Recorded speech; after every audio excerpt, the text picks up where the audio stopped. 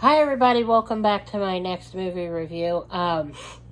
Oddly enough, I happened to be on Wikipedia while I was waiting for the last two videos to upload.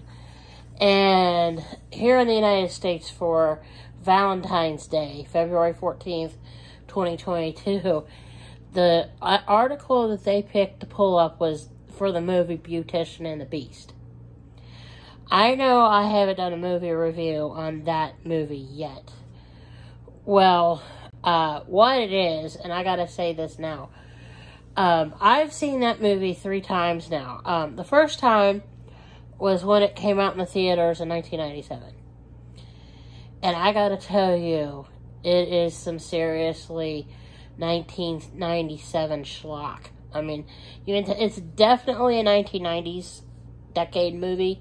I mean, it's that obvious. I mean, it did not hold up well, to the test of time over the last 30 years or so, approximately. And I gotta tell you, I watched it again a couple times on Amazon Prime without the commercials when they had it for free. And I'm like, dear God, I remember when this movie came out. It's got Fran Dressher and Timothy Dalton in it. Now, I have to say, I like Timothy Dalton in Scarlet. Okay, and this is like the only other thing that I can think of that I've seen him in. Because I'm not big on the James Bond movies. Yeah, and I think he was in James Bond at one point. Don't quote me on that. But anyway, this movie, Beautician and the Beast, it's about, it's about where, Fran Dressher plays a beautician named Joy Miller that gets found by Timothy Dalton's assistant or helper, whatever you want to call him, because she saved a bunch of animals in a fire when she was teaching a class because at the trade school, because one of her students was smoking a cigarette and then used some hairspray on a head, and it set everything on fire. And I'm like, oh my God. And it's like, back in 1997, I thought that's just totally unrealistic. Because when I was younger, over here at Highland Heights, Kentucky, near a local Baptist church, there used to be a cosmetology school. A long time ago, back in the 80s, like 89, went out of business. And my mom used to take us, my siblings and I, to that cosmetology school for the girls to practice cutting our hair. And they were never smoking in there, and that's what I remember from that. And I'm not thinking, when I watched the movie the first time back in 97, I was like, they would not be allowed to smoke in there. And having been to cosmetology school myself since then, yeah, it's explicitly forbidden for you to smoke in school. I mean, even vaping, you're not allowed to do any of that. I mean, if you could put it in your mouth and smoke it, quote unquote smoke it, you're not allowed to do that. And I thought that's so unrealistic. One of the Timothy Dalton's character's kids was played by Lisa Jacob. The reason why I mention her name is she was also in Mrs. Doubtfire as the older daughter. And I thought little Lisa Jacob was just, she was this sweet kid. It's like I liked her in Mrs. Doubtfire. Because, when she got her part for Mrs. Doubtfire, she actually, the poor thing, got expelled from school because she missed too many times or whatever. Robin Williams tried to help her out when she was making Mrs. Doubtfire, and they still wouldn't let her back in. But I'm like thinking, you know what? I would not be such a prick about that. I'm like, what kind of school back in the 1990s was just that uptight about their students having perfect attendance or something close to it? I'm like, what kind of school is this? Because I wouldn't want to send my kids there.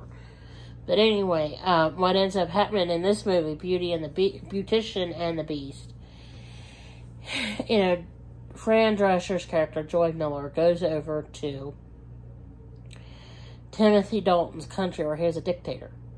And him and his 3 kids live in this castle, and it's like, they show it on the map, and it's like they had to put like a magnifying glass, and it's like there by, you know, Czechoslovakia and, you know, all this. It's like in the middle of nowhere. You know, it's like, you know, next to Romania or something. You know, and I'm like laughing. And, I mean, and part of the reason why, like, I say, you know, you could tell this is made in the 1990s. Like, Joy starts teaching the 3 kids history and stuff. And, like, she has them read aloud out of the history book, and it's like, one of them reads that, you know, their dad led the successful defeat of the Iraqis in Desert Storm, and Joy Miller went, what? And I remember watching that in the theater, and I went, what? I was like, okay. But yeah, I mean, this movie, if you like Fran Dressher and her nasal voice, you know, and The Nanny. I liked her okay in The Nanny, the TV show that she was in. But this movie was more akin to that TV show. And like it says in the article on Wikipedia, one of the critics said that this would have been more appropriate as like a made-for-TV movie, not, you know, show it in the theater kind of movie. I think the person that said something along those lines was right. You know, this movie would have been better like the Mili Avital movie that came out like a year later, or like later that same year, Arabian Nights. You know, it was a made-for-TV movie. So, I mean, it's like, if you really want to watch just like a total cheesy 1997 era movie with your kids that, like, isn't blood and guts or the vampires or anything like that, this is actually one of those movies you can watch, like, even with younger kids, and it's, you know, it's like it shows about school and stuff, and, you know, like, teen angst and everything. I mean, I would watch this with them and just kind of tell them, you know, this is not necessarily indicative of the 1990s or like 1997 or whatever, because, you know, this is like, you know, the way they thought it would have been, like, you know, a while ago. But, I mean, it does have a couple of cute love stories in it between, like, Lisa Jacobs' character, who's like a teenager in this movie, and then Fran Drescher and Timothy Dalton's characters in the movie. And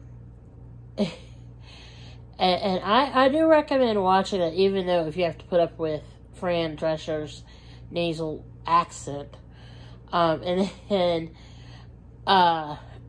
there's, like, the whole thing about the chicken. Like, she actually goes over there to that country and then comes back to the United States with a chicken. The whole story about that, you know, you have to watch the movie for that. You know, and I do kind of recommend watching this. I mean, compared to the last movie review, which was, you know, Burning Bed, which is kind of like a downer. I do recommend watching this movie if you want something a little more lighthearted and fun to watch with the kids. Although it is a bit kind of like you're going to go, oh my God, that movie is corny. Just take it in advance warning that the movie is a bit on the corny side, okay? Well, anyway, I'm going to pause here because I've got some more movies I want to review, alright? So hang on.